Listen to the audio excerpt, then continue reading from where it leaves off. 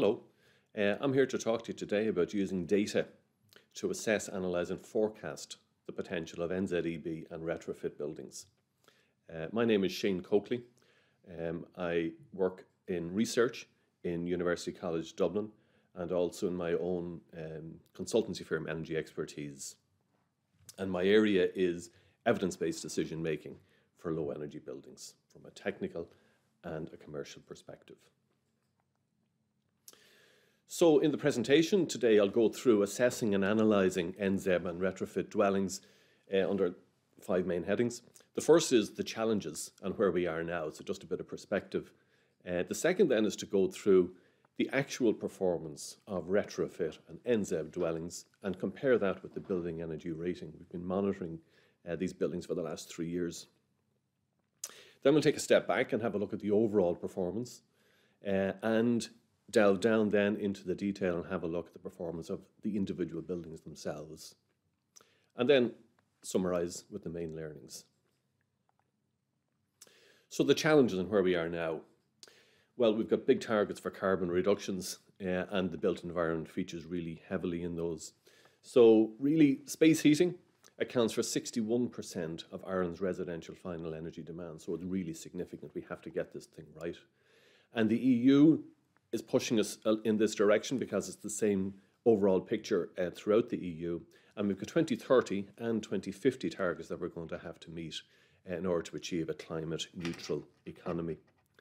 And there's a renovation wave happening as well, which is going to be rolled out throughout Europe.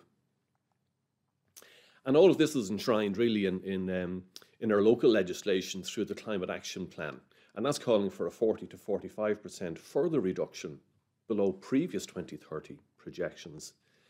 And core to that is our near zero energy buildings. So any new builds are built to this low energy standard. And we're also going to be retrofitting 500,000 homes by 2030 to a B2 or higher standard. And another core plank really of the strategy is using air source heat pumps to replace traditional gas-fired and oil-fired central heating. And also in new build, and 600,000 of these are expected to be installed by 2030. So let's have a look at the actual performance of retrofit and nZEB dwellings and compare them with the expected performance. So when you buy a building or build a building, you've got an energy rating, and it could be an A rating for a new build or a B2 for a retrofit. But how does it actually perform in practice? And this is where the nZEB 101 project comes in, and we have a look at post-occupancy analysis. And when we're talking about post-occupancy analysis, it's all about the data.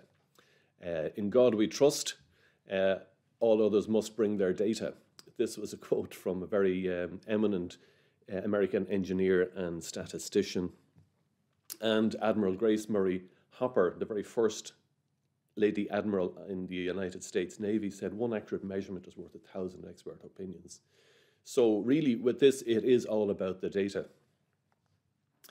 And it was on this basis that we formed the nZEB 101 project in University College Dublin.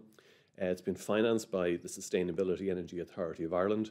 There's myself and my colleagues from UCD, but it's very much industry based.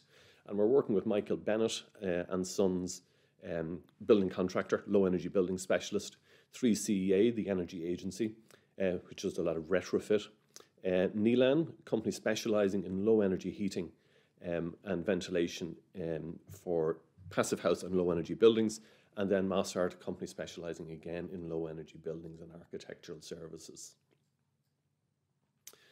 So the objective is to carry out a post-occupancy evaluation of 101 nZEB dwellings in Ireland. We'll go through the core, which is the occupants. So we have to do an occupant satisfaction assessment. Are people happy with their buildings? This is the first thing. And then we use data to analyse the performance of the fabric and also the technologies such as heating and ventilation, with the aim of uncovering insights into the performance of the next generation of housing, because this is going to be with us for a long time. What we really need to do is just learn from the buildings that we have built to these standards to inform the future design. Evidence-based decision making. And you can look at the presentations, including this one, on nzeb101.ie for video presentations and also the academic publications that we have. So what is post-occupancy evaluation? Well, it's something that is coming to the fore. You can see on the right, there's a graph showing that this is actually increasing in terms of its popularity, in terms of both the number of projects and also the number of academic publications in this area. And this is recognizing that as we go lower and lower in terms of energy consumption, we need to be more and more informed about how this is actually happening. And it's this holistic assessment which is vital. And it allows us to compare, as we are here, the energy consumption, for example, with the predicted energy consumption, but also comparing buildings against their peers. And this is both from a subjective and an objective perspective. This has long been established in academia, and in fact, nZEB 101 is an academic project. But increasingly, in my own practice, I'm seeing that it's used by the construction industry as well in order to gain a competitive advantage. Or indeed, if there's a problem, to do a special investigation and to really use the data to drive a solution that everybody can buy into and understand what's happening. But equally, nZEB is one low energy standard, but there are other low energy standards which are even more demanding, both in terms of operational energy and also embodied energy, such as REBA 2030 and the London Energy Transition Initiative, LETI. And as part of these standards, you actually have to monitor to demonstrate that you're complying with the standards that you've set for yourself for the building to achieve. So when it comes to post-occupancy evaluation, there are a number of tried and tested methods. There's very much a subjective perspective. It's about the occupant, and there's also then the physical measurements in terms of the hard data. But even, as you'll see here, in terms of the subjective, we translate that into data. And we do occupant surveys, very structured form, and everybody fills these in that's living in the building. We also do interviews on site, and we also do a walkthrough of the building to sort of see, well, how does the person use the heating system? Is there any condensation on the windows? So you have to really just walk the building through to fully understand it. And all of these things are done in the nZEB 101 project. And then we go back and we do physical measurements as well. And this is focused on thermal, indoor air quality, energy, are the main focus areas for the nZEB 101 project. So we measure temperature, relative humidity, carbon dioxide concentration in the living room, main bedroom and kitchen. And we measure the overall energy consumption, the amount generated by photovoltaics, and also the regulated load, which is the basis on which you calculate the building energy rating. So it's a fairly comprehensive assessment that we use in the post-occupancy evaluation. So what's it saying? What is the comparison between the predicted and the recorded building energy rating? When you buy an A1 rated building, does it perform as an A1 rated building? If you're retrofitting, you're told that you've achieved a B2, does it perform as a B2 in reality? Well, here's a picture of 25 of the dwellings that we've analysed. More are coming in, so this is very much an interim picture. And you'll see in blue the predicted kilowatt hours per metre squared per annum, and you'll see in orange the recorded figures. So we recorded this for a full year and did the calculations exactly as it's done in the building energy rating software. And we did it for different setups. One of them is on the left, the average performance for detached passive house dwellings, which comply with the nZEB standard, and also one that just complied with the nZEB standard itself. And this only came into effect from the 1st of January 2021, so we're lucky to have these buildings. And on average, for these individual dwellings, what we found was, while there was variance between them, overall, the average performance is in line with the building energy rating prediction software. And we found the same with this one highlighted here now in terms of a passive house scheme of semi-detached dwellings. There were 12 of them in total. We did really detailed figures for 8 of them. And what we found was, while they were all A2, in theory, some of them were performing as A1 and others were performing as A3, and some of them were performing as A2 on average. They were performing as in line with expectations. But that wasn't the case when it came to the deep energy retrofit buildings which comply with the nZEB standard. Again, we had a look at 8 of these in detail, and you'll see the top one there in terms of the recorded, it's standing out. That's actually a C-rated, C1 rated in terms of actual energy consumption, and this is compared with the targeted A2 rating in terms of the building energy rating software. So on average for this scheme of buildings that are undergone a deep energy retrofit, we were finding that we're nearly 2 bands higher than the building energy rating would indicate. And then when we had a look at houses that were retrofit to the standard as well, the deep energy retrofit standard, in another scheme, we found that on average they were performing nearly a band below where they should. Variance between them, but on average that's what we were seeing. So the main findings in terms of the building energy ratings, there are significant variations in individual dwellings, and that's what you'd expect. But so far in our analysis, what we're seeing is, on average, the dwellings are performing about 1 building energy rating band below that expected. So they're consuming more energy than they should. So the question is why? And that's why we have a look at this more holistic perspective. It's not just about the energy, it's about delving down and sort of seeing, well, what's happening here. And it's about understanding the subjective and the technical reasons for this higher than expected energy consumption. So in terms of subjective, what we're trying to do is we're trying to convert feelings and perspectives into data so we can analyze this and compare. But ultimately what we're trying to see is, are the occupants satisfied with the dwellings? So we did occupant interviews, building surveys, and then occupant satisfaction surveys. And you'll see this is a sample of the start of the occupant satisfaction survey, and here's the result. And you'll see that it's rated, for example, uncomfortable scoring 1 up to 7 scoring very comfortable.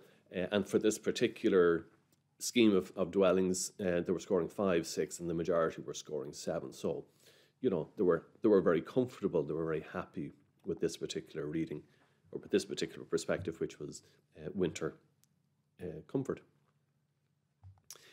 And we present this data so we can analyze it, and you can see here a lot of them are green, which is good, and then there's one of them which is orange in terms of the overall building design, and we need to investigate that further.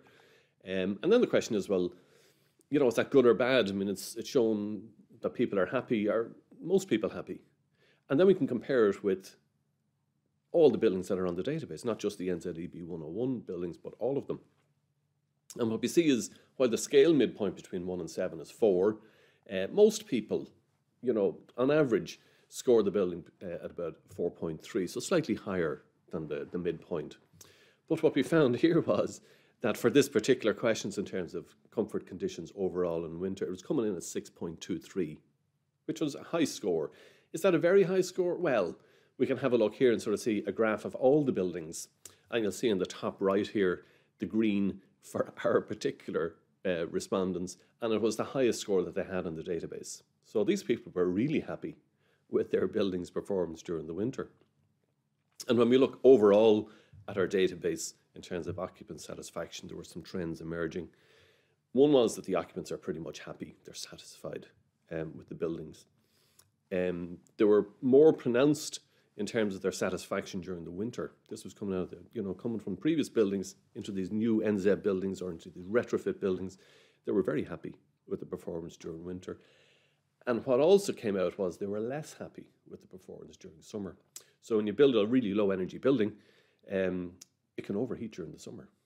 And this is, of course, further analysis that's being done now as well in terms of the temperatures.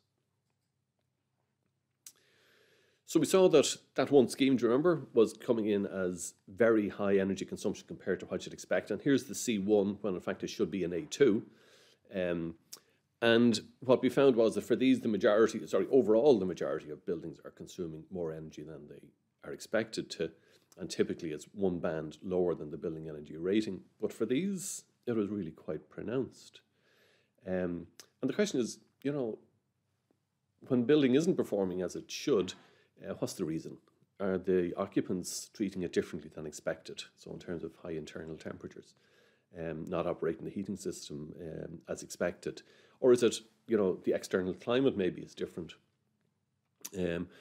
Or is it about the way the building was built? Is the overall heat class more than expected? If it is that due to the walls? Is it due to ventilation? What's the reason for it? Is it maybe not due to the building itself, but it's due to the heating systems in the building or the ventilation systems in the building? So, for example, is the heating system underperforming? What about those heat pumps that are so crucial to our overall targets? So these are some of the questions that we delved into. And the first one that we looked at was the impact of climate. So this external climate, how's that impacting on our overall performance of the building compared to expected?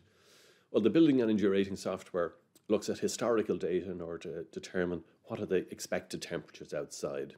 And what I found was, when I looked at this in detail, both from the monitoring that we did on the site itself and also from the local official Met Éireann weather station in Wexford, in Johnstown Castle, what we found was that the temperatures were actually higher than the building energy rating software assumed. So climate change is leading to higher external temperatures, and the temperatures that are assumed in the building energy rating software are lower than actually what's experienced on site. So one, this doesn't account for higher energy consumption, but two, we should have a look at this in terms of the software itself and whether that needs to be updated and take account of our changing climate, and to make sure that it's updated not only with the very current weather, but also with the projections for weather, so that we're not designing buildings that in fact are going to overheat in 50 years' time when the climate has changed.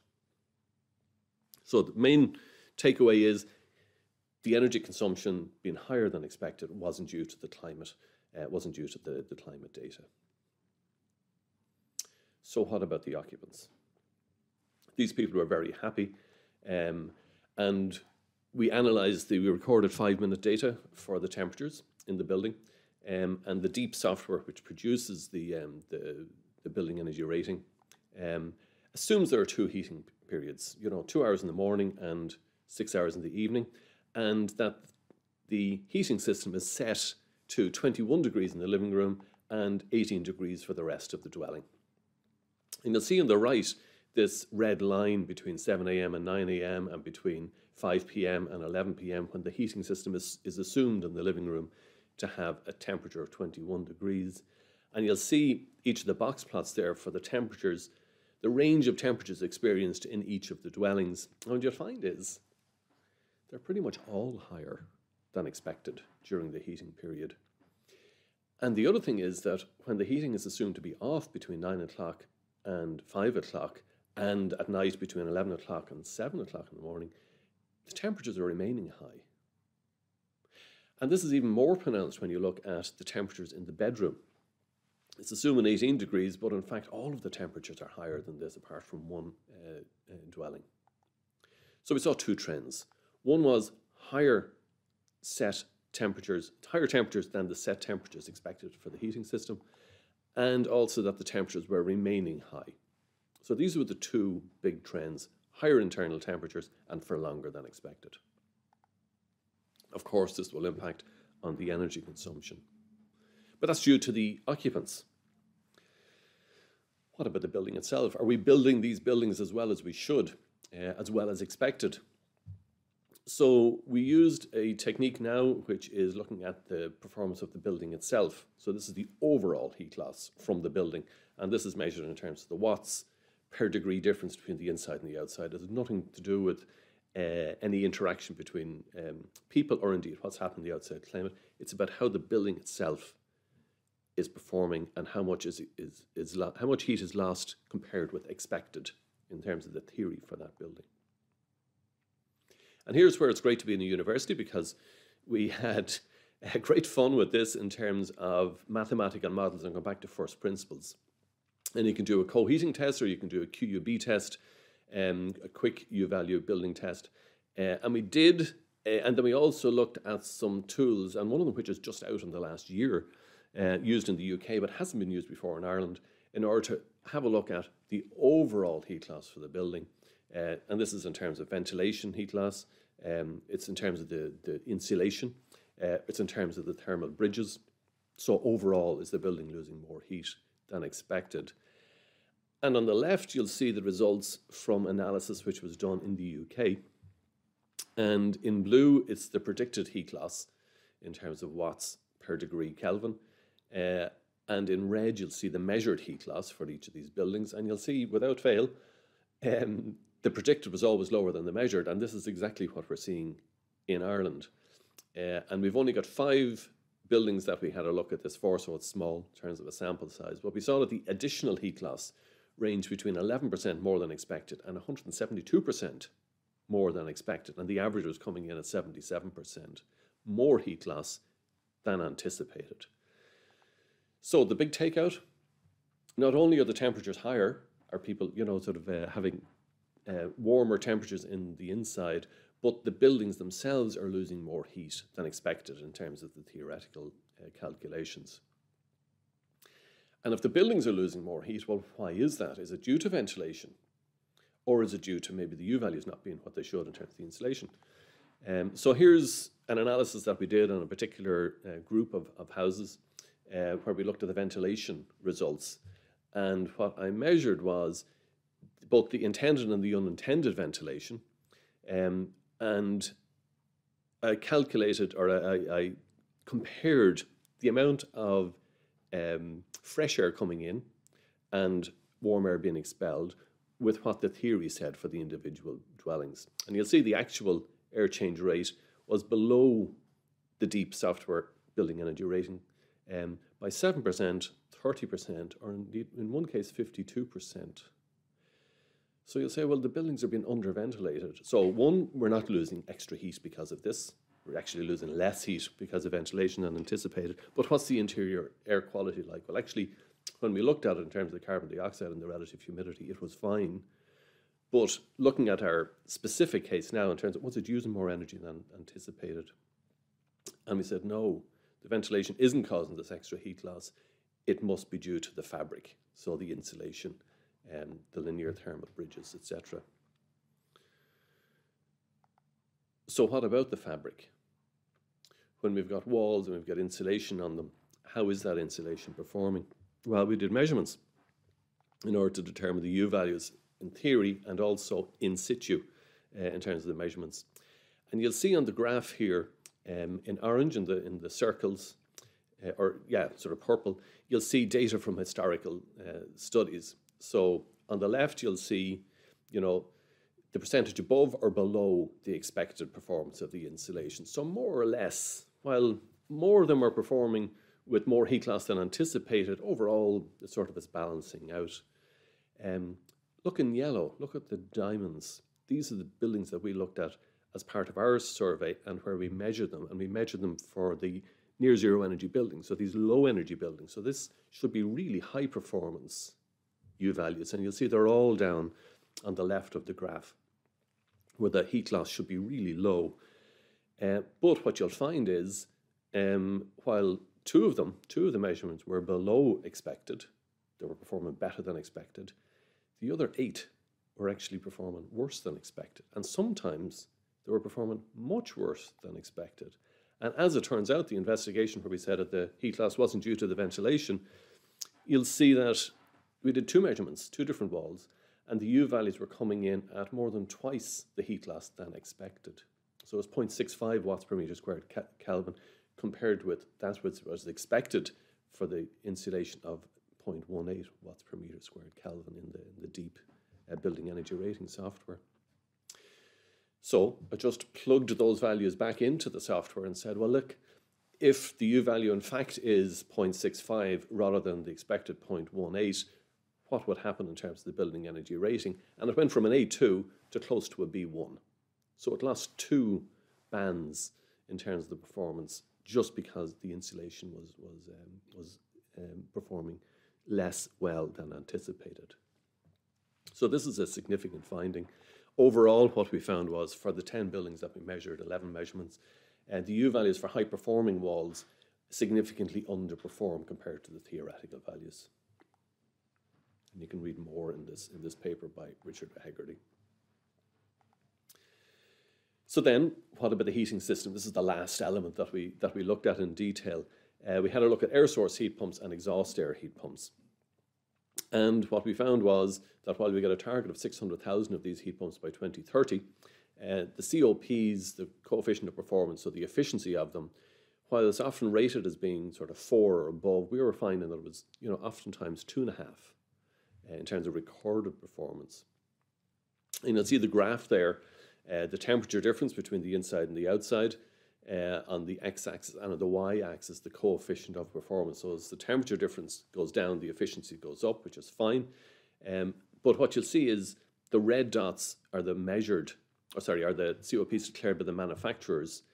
So this is where they'd expect the range. But you'll see in grey all the different measurements that we discovered in the field. And what you'll see is they're significantly below what you'd expect in terms of the actual performance. So the big takeout in terms of heat pumps is we found through measurement that the exhaust air heat pumps and indeed the air source heat pumps were performing worse than expected. And you can read more about that in the paper down at the bottom. This is a big finding. And we're after getting more funding from SEAI to understand why. And this project now is kicked off MacAir between University College Dublin and Munster Technological University, in conjunction with industry partners again, 3CA, and also we're working with Cork County Council. So in summary, what have we found? We've been running this project for 3 years. We've been doing lots of measurements. What are the main learnings? How does that help inform the future for nZEB and retrofit dwellings? What we found was that overall buildings were underperforming by about 1 BER band. More results to come in, we'll see what happens, but that's the picture that we have at the moment. And we found that driving that were higher than expected interior temperatures, and that those temperatures were higher for longer than expected as well. The heating system wasn't turning off when the software assumed that it was.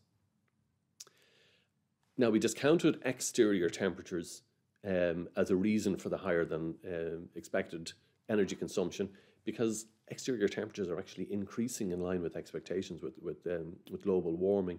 So that wasn't contributing to the higher than expected energy consumption.